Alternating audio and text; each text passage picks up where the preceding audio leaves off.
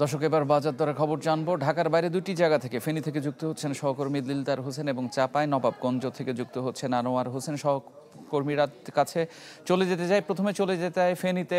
দিলদারের কাছে কি অবস্থা বাজার দর জানাবেন এখন? হ্যাঁ, আপনি যেমনটি বলছেন, আমি এখন রয়েছি ফেনী শহরের দাউদপুর খাজা আহমদ পুরো তরকারি আড়তে। আমার পিছনে দেখা যাচ্ছে যে মার্কেট, এটি হলো পুরো তরকারি আড়ত। এখানে কাক ডাকা ভোর থেকে শুরু করে প্রায় দিনভরে বেচা কেনা চলে।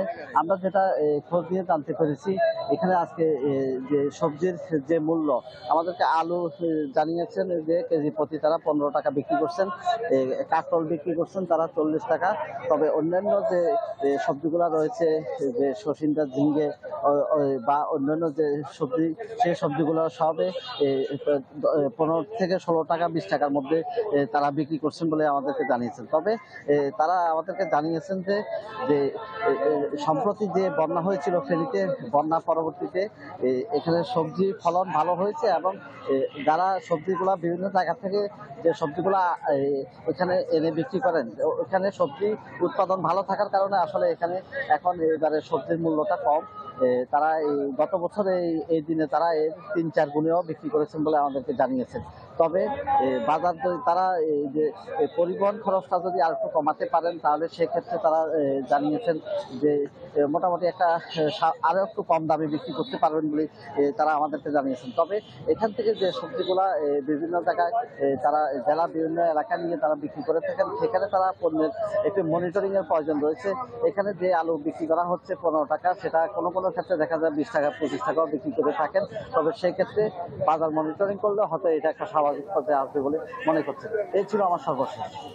দিলদার, আপনাকে ধন্যবাদ। দর্শক, এবার চলে যাচ্ছি চাঁপাই নবাবগঞ্জে। আনোয়ার হোসেন আমাদের জানাবেন সেখানকার পরিস্থিতি, বাজার দরের। আনোয়ার।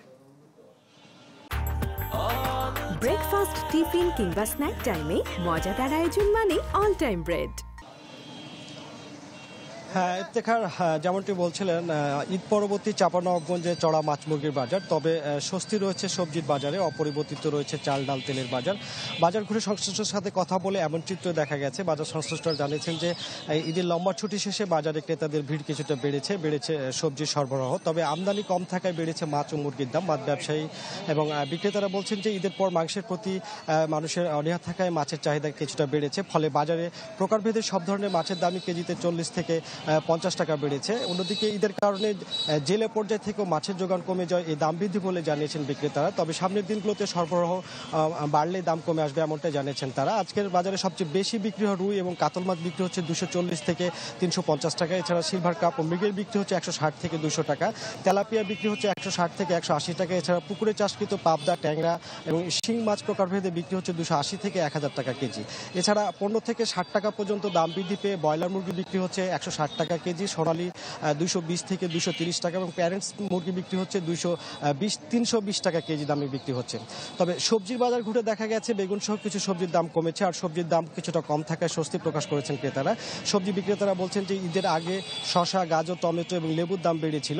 সালাদ তৈরির উপকরণ হয় এসব পণ্যের চাহিদা ছিল অনেক বেশি। তবে ঈদের পর সেই দাম কমতে শুরু করেছে। বাজারে প্রতি কেজি হাইব্রিড শসা আজকে বিক্রি হচ্ছে 20 থেকে 25 টাকা এবং দেশি শসা বিক্রি হচ্ছে 30 থেকে 45 টাকা। তো বাজার সংশ্লিষ্টরা বলছেন যে নিত্যপণ্যের বাজার সাধারণত আমদানির উপর নির্ভর করে, আর ক্রেতারা বলছেন বাজার স্বাভাবিক রাখতে নিয়মিত মনিটরিং জরুরি। ইফতেখার। আনোয়ার, আপনাকে ধন্যবাদ। দর্শক, ঢাকার বাইরে বাজার দরের খবর জানছিলাম। ফেনী থেকে যুক্ত হয়েছিলেন সহকর্মী দিলদার হোসেন এবং চাঁপাই নবাবগঞ্জ থেকে আনোয়ার হোসেন।